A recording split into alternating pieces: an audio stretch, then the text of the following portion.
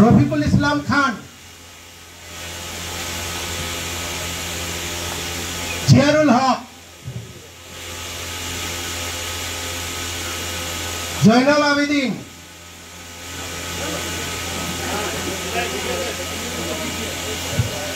আনোয়ার হোসেন, রেজাউল হক, আনোয়ার হোসেন, রেজাউল হক, সানোয়ার খান,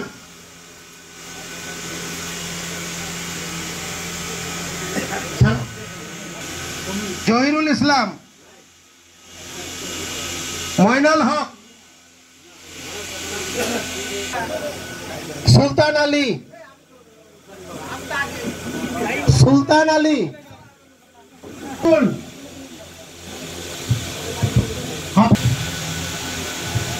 শহীদুল ইসলাম,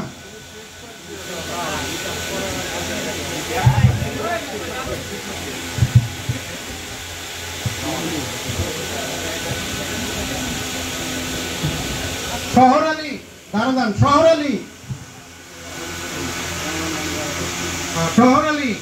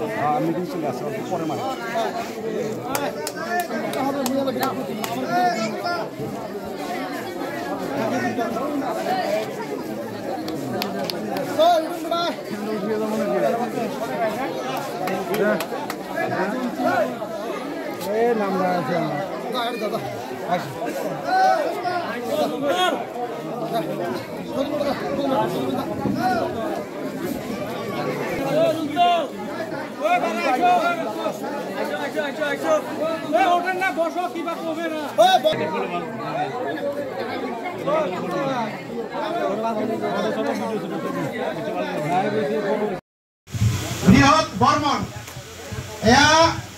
ভারতীয় জাতীয় কংগ্রেসের প্রতি আকৃষ্ট হই আমার সম্মানীয় বিধায়ক আফতাবউদ্দিন মহোদয় বিজেপির একজন সদস্য আদি আমার প্রতি আকৃষ্ট হয়ে ভারতীয় জাতীয় কংগ্রেসে যোগদান করিলে বৃহৎ বর্মন।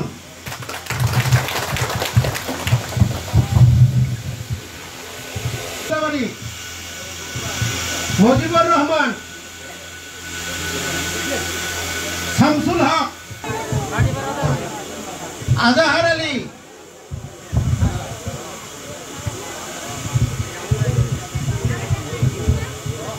আলতাব আলী,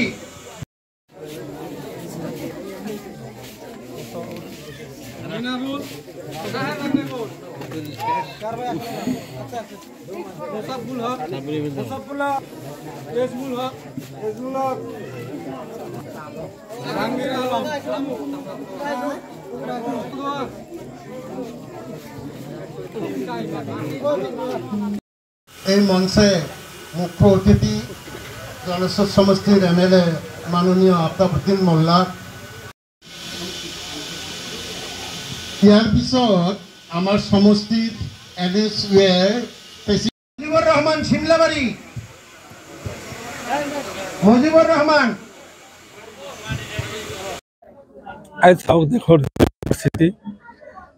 আজি এই অঞ্চলৰ মানুহ বুজি পাইছে যে এই চৰকাৰখনে কোনো কাম কৰিব নোৱাৰে, এই চৰকাৰত থাকি লাভ নাই বা এই অঞ্চলৰ যিখিনি বিজেপিৰ কৰ্মী তেওঁলোকো আজি জইন কৰিলে আৰু UDF কৰ্মীসকল যিসকল আছিল তেওঁলোকেও জইন কৰিলে আৰু বিভিন্ন AGPৰ পৰাও জইন কৰিছে।